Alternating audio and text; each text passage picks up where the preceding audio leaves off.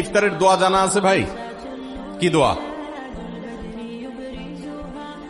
আমরা একটা দোয়া কমন জানি বাংলাদেশে মানুষ, সেটা হলো আল্লাহুম্মা লাকা সুমতু আলা রিজকিকা আফতারতু।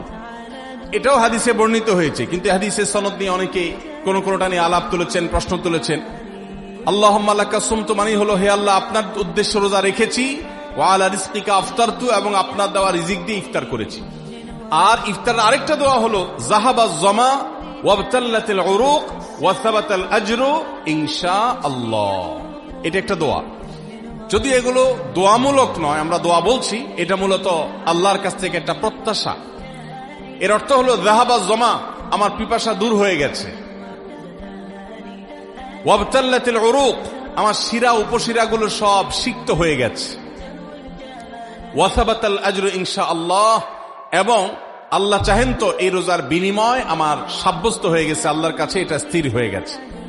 এটা হলো ইফতারের দোয়া। ইফতারের দোয়াটা কি ইফতারের আগে করব না পরে করব? ইফতারের দোয়া জানা আছে ভাই? কি দোয়া? আমরা একটা দোয়া কমন জানি বাংলাদেশে মানুষ, সেটা হলো আল্লাহুম্মা লাকা সুমতু আলা রিজকিকা আফতারতু। এটাও হাদিসে বর্ণিত হয়েছে, কিন্তু হাদিসের সনদ নিয়ে অনেকে কোনটা নিয়ে আলাপ তুলেছেন, প্রশ্ন তুলেছেন। আল্লাহুম্মা লাকা সুমতু মানে হলো, হে আল্লাহ, আপনার উদ্দেশ্য রোজা রেখেছি, ওয়া আলা রিজকিকা আফতারতু, এবং আপনার দেওয়া রিজিক দিয়ে ইফতার করেছি। আর ইফতারের আরেকটা দোয়া হলো যাহাবাজ জামা ওয়াবতাল্লাতিল উরুক ওয়া সাবাতাল আজরু ইনশাআল্লাহ। এটা একটা দোয়া।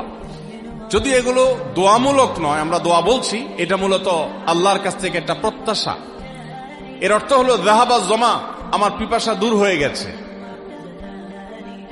ওয়াবতাল্লাতিল উরুক, আমার শিরা উপশিরাগুলো সব সিক্ত হয়ে গেছে।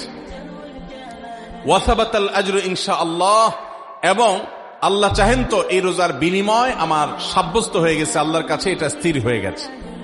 এটা হলো ইফতারের দোয়া। ইফতারের দোয়াটা কি ইফতারের আগে করব না পরে করব?